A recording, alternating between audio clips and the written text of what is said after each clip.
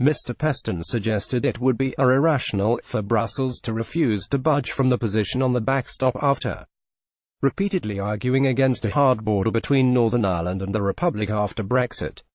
Theresa May secured parliamentary support on Tuesday to restart negotiations with the European Union to remove the controversial clause which was included in the divorce deal as an insurance policy to protect the Good Friday Agreement. Belgian MEP Philippe Lamberts appeared to agree new talks would be needed but insisted the UK will have to propose something to replace its membership of the customs union and single market to avoid a hard border on the Isle of Ireland. Speaking on Wednesday during his weekly ITV show, Mr. Peston said, "Isn't it irrational for the EU not to move to compromise on the backstop, because the alternative makes for a harder border, not a softer border? Do you see any way Theresa May can persuade the EU to radically change in any way the backstop arrangement?" While Mr. Lambert seemed to agree the EU would be irrational to refuse further talks, the Belgian politician reiterated the importance of a backstop-like arrangement to protect the Good Friday agreements.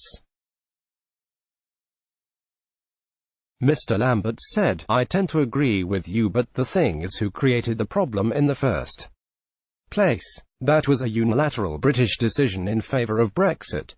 Read more. Brexit breakthrough. Poland demands EU give May deal that will be supported in Commons. Brexit news." Peston asked if it would be image ITV, fine but us, but then it is for the United Kingdom to find something to replace its membership in terms of providing infrastructure to the Good Friday Agreement. In other terms, what made the absence of a border possible was the common membership of the EU of both the Republic and the United Kingdom. Once the UK withdraws, it's hard to replace that founding stone by something else, he added. That has to be the backstop or something that comes very close to it. Why should the European Union compromise on the integrity of the single market because the vote in Parliament asked us to open gigantic backdoor of 500 kilometers into the single market without any control? The Prime Minister on Tuesday achieved what seemed to be an impossible task as she united her party behind her plan to rewrite the Brexit deal to address concerns about the Irish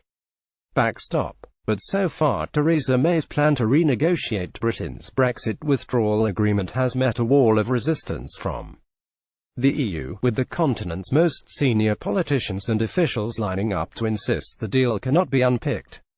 Jean-Claude Juncker, the European Commission President, insisted the bloc would not allow Mrs. May to reopen talks on the withdrawal agreement and the Irish backstop to prevent a hard border in Ireland. Addressing the EU Parliament, Mr. Juncker said, "The agreement remains the best and only deal possible. The EU said so in November, we said so in December, we said so after the first meaningful vote in January. The debate and votes in the House of Commons yesterday don't change that. The agreement will not be renegotiated." EU chief Brexit negotiator Michel Barnier accused the Prime Minister of using an amendment tabled by Graham Brady, chairman of the 1922 Committee of Backbench Tory MPs, as part of Tuesday evening's session in Westminster.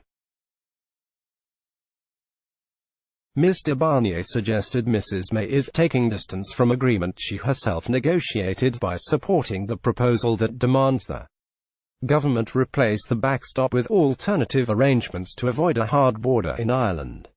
He warned MPs in London had demanded alternative arrangements which were never actually defined, and rejected a no-deal scenario without clarifying what means they would take to avoid that.